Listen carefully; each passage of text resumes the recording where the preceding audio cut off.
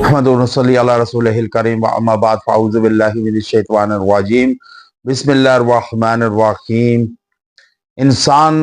اول تو شادی بندھن میں بندھنے کے لیے انسان سر تو کوشش کرتا ہے۔ اگر انسان کی شادی میں رکاوٹیں حائل ہوں، اکثر لوگ نکاح ہو جاتا ہے لیکن رخصتی رکاوٹ بن جاتی ہے۔ جب یہ رکاوٹیں حائل ہوتے ہوتے انسان تھک جاتا ہے تو پھر اکثر یا تو پھر یہ رکاوٹیں ہٹا دی جائیں، ہٹ جائیں، یا پھر ان کے ہوتے ہوئے انسان جب نکاح کے بعد انسان کی رخصتی بھی ہو جائے تو انسان خوشگوار زندگی بسر جب کرنا شروع کرتا ہے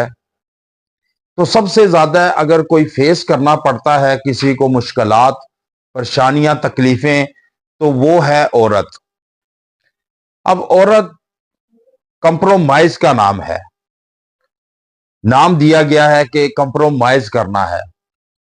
جب تک ماں باپ کے گھر میں ہے تو بھی کمپرومائز، اور جب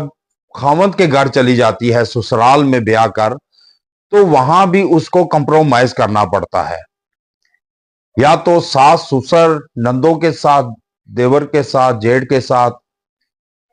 اگر وہ سارے ٹھیک ہوں تو پھر خاوند کے ساتھ کمپرومائز کرنا پڑتا ہے۔ اور پھر سب سے زیادہ جو فیس کرنا پڑتی ہیں مشکلات عورت کو، وہ ہے وارث نہ ہونا۔ اب وراثت کے لیے وارث کا ہونا اتنا اہم قرار دیا گیا کہ وراثت میں اگر عورت کا اولاد نہیں ہوتی تو وہ دو طرفہ کو نہیں، وہ یک طرفہ کو دیکھتے ہیں، وہ سارا بلیم گیم جو ہے عورت کے سر ڈال دی جاتی ہے،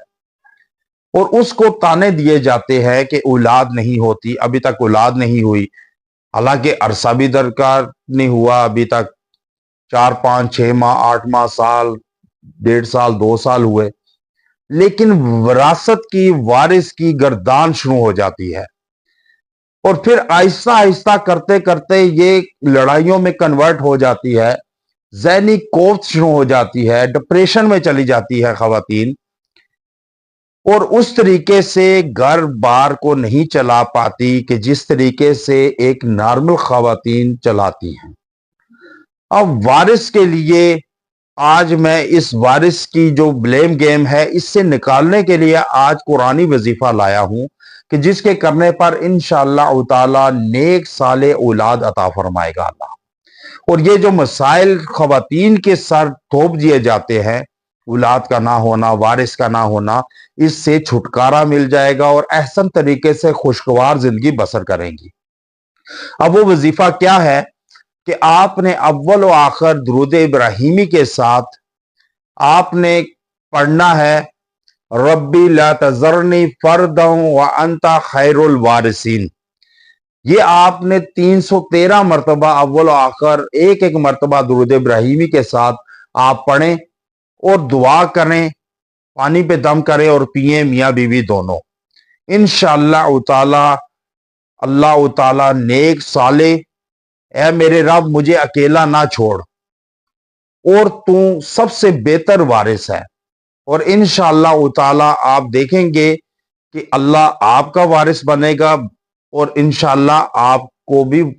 وارث عطا فرمائے گا کہ جس کی وجہ سے آپ اس ذہنی خوف سے،